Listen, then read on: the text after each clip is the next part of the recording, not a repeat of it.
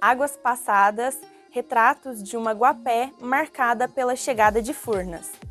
Oi, eu sou a Natália Cecília, jornalista, e eu vou falar um pouco mais sobre o meu trabalho de conclusão de curso que eu conto sobre a história de Guapé. Bom, eu escolhi falar sobre esse tema porque Guapé teve os rumos do seu futuro totalmente influenciado pela chegada de Furnas, né? A cidade tinha, na época, segundo o IBGE, em 1950, quase 13 mil habitantes. E na época, o agronegócio e a pecuária era o que movimentava a economia da cidade. Atualmente, a cidade ela tem pouco mais de 14 mil habitantes, segundo a estimativa do IBGE de 2021.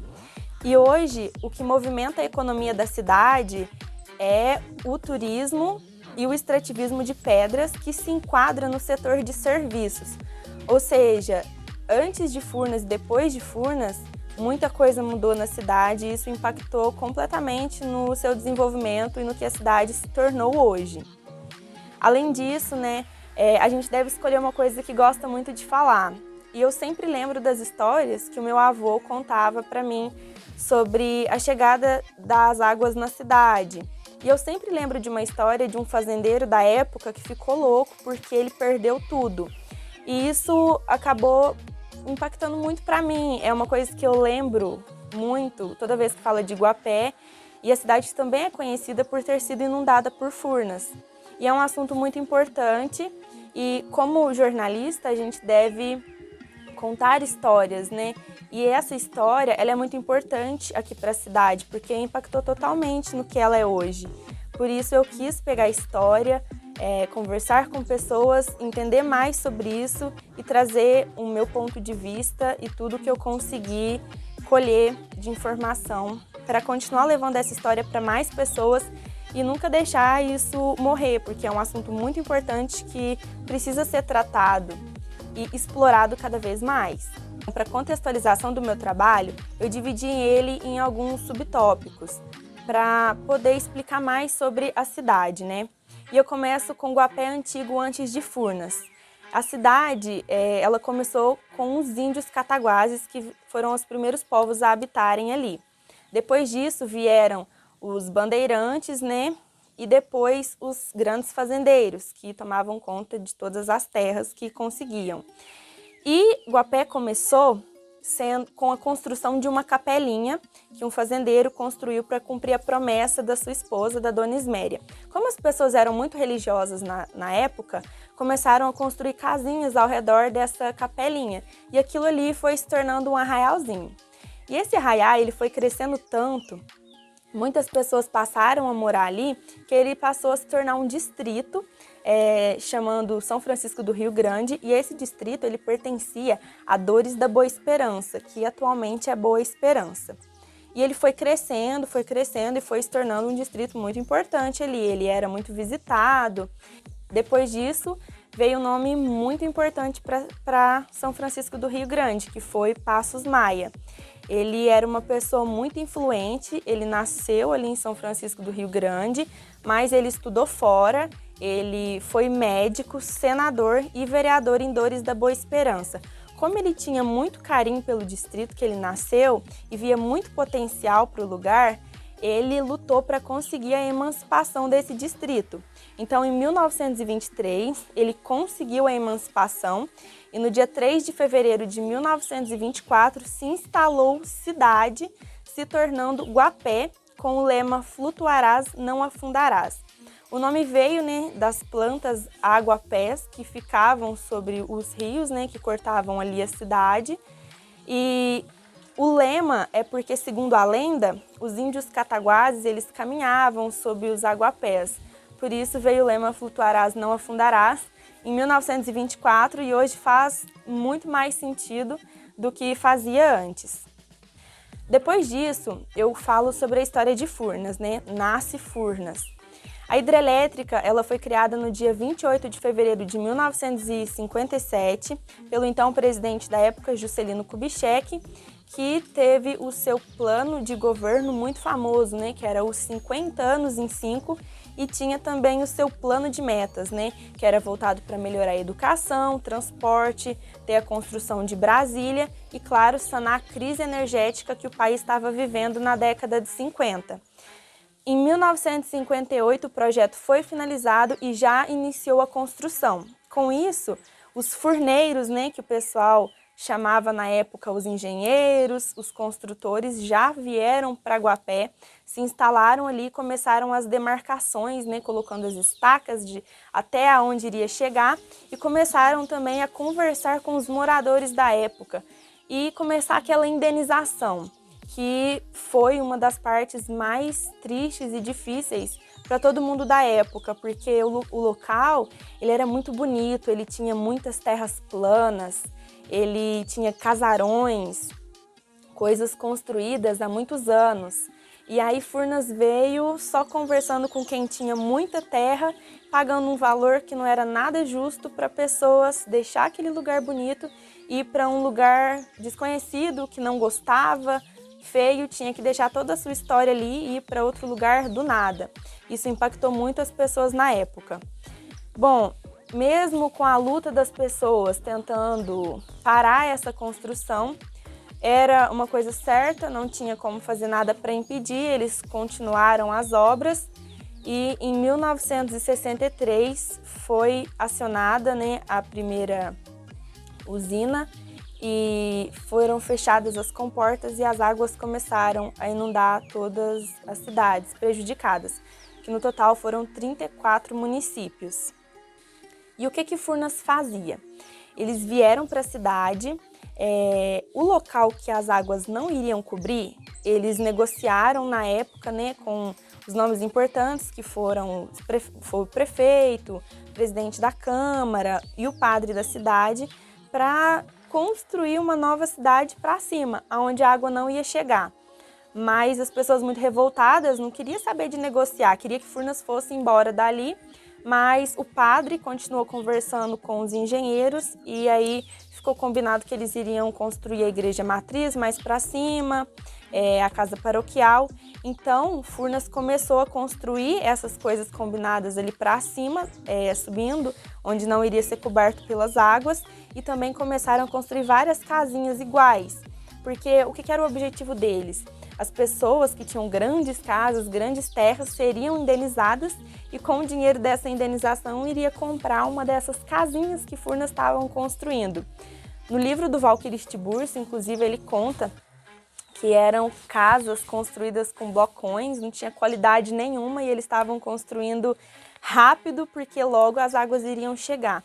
Então, pessoas tinham que deixar suas casas, aqueles casarões imensos, bonitos, cheios de coisas bonitas e ir para uma casinha que estava sendo construída rápida de qualquer jeito por Furnas. E ao mesmo tempo, muitas pessoas, né, não acreditavam nisso, eram leigas. Então elas não aceitavam essa indenização de Furnas e continuavam morando nas suas casas e não acreditavam de maneira nenhuma que essa água iria chegar. E uma coisa interessante é que Furnas só falou com quem tinha muita terra, com quem era muito influente. Então esses pequenos produtores, né, quem tinha pequenas casinhas ou pouca terra, Furnas nem conversava, nem tentou indenizar. Então essas pessoas já perderam tudo logo de cara. Isso foi muito triste, é uma coisa que é lembrada. E depois de Furnas, né, depois que as águas vieram, eu falo agora sobre depois de Furnas e Guapé hoje. Com a chegada das águas, a cidade perdeu mais de 3.000 habitantes. Quem tinha mais dinheiro na época, quem tinha mais condição, pegou essa indenização, juntou e foi embora para outra cidade.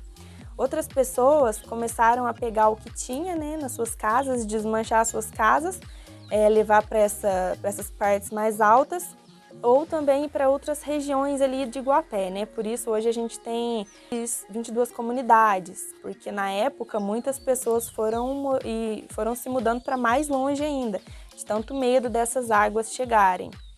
E isso é uma coisa muito triste, né? Para o meu trabalho eu conversei com muitas pessoas, eu entrevistei muitas pessoas. E essa questão de perder tudo que tinha é uma das partes mais tristes, porque na época eram terras muito boas, não tinha adubo, não tinha calcário, não tinha defensivo agrícola, então precisava ter terra boa para plantar milho, café, arroz, feijão, e a água cobriu toda essa terra boa. Então, quando eles foram se mudando para outros locais, passaram a explorar o que tinha sobrado, né? Então veio a mandioca, porque não precisa de uma terra tão boa para mandioca. O café, a plantação de café ficou parada há muito tempo. Algumas pessoas, né, nas entrevistas me relataram que vieram só na década de 70. E Furnas invadiu em 63, então só lá para 74 mais ou menos que começaram a ter plantação de café de novo. Outra coisa que foi se descoberto foi o extrativismo de pedras, né? Na década de 70 também passaram a explorar as serras e aí descobriu a pedra São Tomé. Por isso tem o extrativismo de pedras de quartzito, que hoje é muito importante para a cidade. A gente tem a Guapedras, né, a mineração Guapedras. Eles contratam no total de 200 a 400 pessoas, direta ou indiretamente, porque para fazer a extração dessa pedra são 33 empresas que fazem essa extração, por isso contrata muitas pessoas. Isso é muito importante para a cidade, isso é o que movimenta a economia da cidade.